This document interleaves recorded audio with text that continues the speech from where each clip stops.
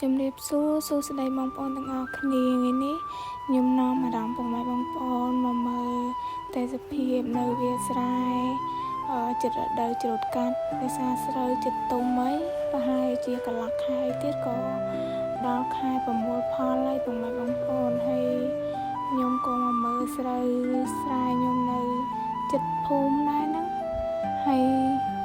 ម្ដងក៏ចុះកាត់សង្ហែអីខ្លះពួកអីសង្ហែចាណាបើយើងអត់កាត់ទេឆ្នាំក្រោយដឹងតែដុះច្រើនជាងនឹងហើយពួកអីយើងអត់បាន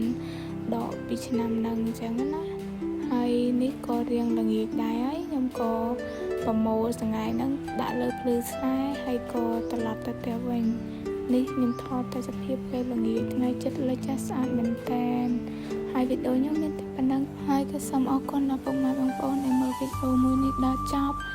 ខ្ញុំមានតែប៉ុណ្្នឹងទេអរគុណជំរាបលាបាយបាយជួបគ្នាវីដេអូក្រោយ